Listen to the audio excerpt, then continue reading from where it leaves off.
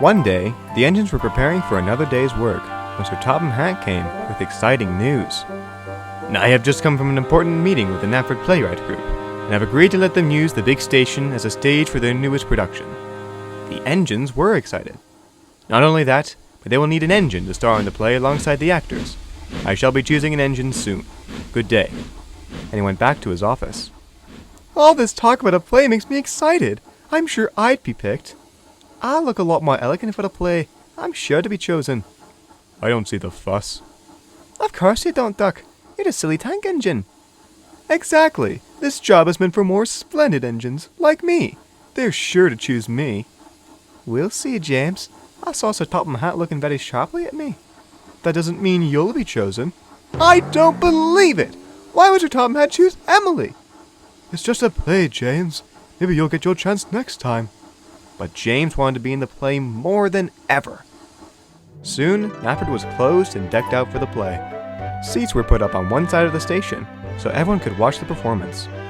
Emily was pulled from service and had a coach put behind her. Boca was called to push her onto the stage when the story called for it. Passengers watched from a temporary platform as the actors practiced their lines. Their favorite part was when Emily nearly hit a little girl who was waving to stop her. It's impressive work. It's very clever. Emily was very pleased. Duck watched from afar as he did some shunting. He didn't find it clever at all. That's more dangerous than anything. It isn't the Great Western way. They're professionals. I'm sure they're being very safe. Oh, Duck, you just don't understand the importance of it all. I can already see myself gliding into the platform with my show face on. Duck was doubtful.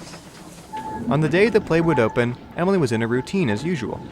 She was pushed onto stage as the actors did their bit. Scene! Let's roll through that one more time. Boca began to pull her from the stage. Suddenly, Emily's wheels jammed. She couldn't move, no matter how hard Boca pulled. Emily, do you mind turning off your brakes? They're not on. I don't know what's wrong. Well, that's a problem. It's opening night tonight. And we need an engine. It's essential. Indeed. Inspector, can you see if anything is wrong? He quickly found the problem. Emily's bearings have seized solid. She needs completely new ones, and it could take days to install them.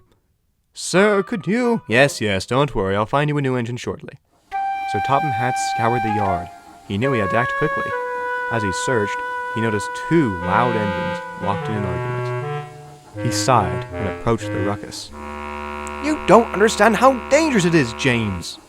I don't care about the danger. I care about the importance. So you're saying, I'm saying I could care less about being safe. I just want to star in a play. Sir, James quivered. Sir, I didn't mean it. You know I didn't mean it. How much did you hear? Enough, James. Sir Topham Hatt sighed, and then looked back up at Duck, who was laughing at James's predicament. The controller's eyes narrowed. Duck, I'm choosing you to be a part of the play. Me, sir? Yes, Duck. It's rather urgent. Emily cannot be used anymore, and James has decided to make his own act. We need you now, and we need you to act quickly. Well, I can't. I have to help with the yard. You know full well that I have shunters. You're just helping out. Please, Duck. There are many people relying on this. Well, all right. With all due respect, sir, why choose him when you could choose me? James, one more word from you and I'm sending you to the shed. Duck, meet me at the station shortly. I'm sure you will do great. Okay, sir. Thank you. Secretly, Duck was nervous. Boco sighed as he pushed the coach behind Duck. I don't get a break, I tell you. Right, from the top. Action! The actors did their bit, and Duck was pushed on the stage. He saw the girl on the tracks and became worried. She waved red to stop. Just when he was about to hit her, Duck suddenly stopped. The little girl looked frozen solid, which made Duck worried. Scene! Yelled the director. The girl suddenly moved around to prepare for the next scene. Duck was surprised. Wait, so how do they know when to stop? By cameras. Look. A camera had been placed on the top of the station, which Duck had only just noticed. Boco's driver looks at the camera and knows when to stop. It's clever, I tell you. Huh. I guess it is safe. Well, as long as you're being careful, I'll do whatever you need me to. Ah, excellent. That's the spirit. I'm sorry I haven't caught your name. Montague, though I'm usually called Duck. Ah, Montague. I like that name. Brilliant for an actor such as yourself. In fact, it reminds me of another play we did recently. That was one of the characters' last names. Oh, interesting, sir, but again, I usually go by Duck. Oh, yes, I'm sure we can work with that too. I think you're a fine addition to our play. I can't wait to work with you. After lots more practice, it was finally time for the show to open. The first one was a complete sellout. Everyone watched closely as Duck came out looking marvelous.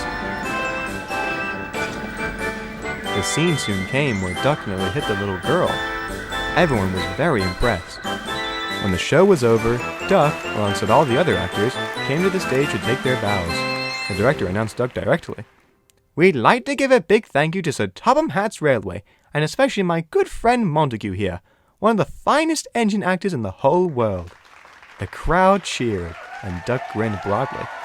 You know, Duck whispered to Boko, I quite like this whole acting thing. Oh yes, Boko yawned, I'm sure you had a good time.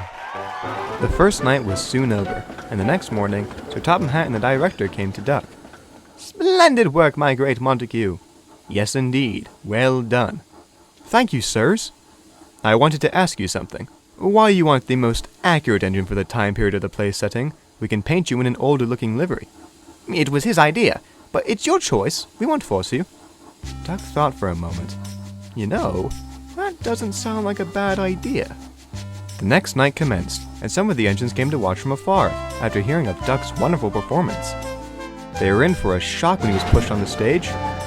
Instead of his green, Duck had a lovely brown livery that looked splendid. When the show was over, the actors took their bows once more, and the engines blew their whistles in celebration. Soon the play was over, and life returned to normal for the engines. A couple days after the end of the production, Sir Topham Hatt and the director came to visit Duck once more. Duck was excited to hear about their next idea. I have very grand news, Duck. The director was very pleased with your performance and proposed to me that, if they ever need an engine for their plays again, they'll come straight to you. How does that sound? Duck smiled broadly. Of course, sir. That sounds lovely. Excellent, excellent, excellent. Just wait until we go on tour. Oh, how wonderful it will be. Duck and Sir Topham Hatt shared a look at this idea. Duck decided to keep his new livery for a while. The other engines often greeted him with cheers and praise, especially Emily, who was grateful for Duck filling in for her.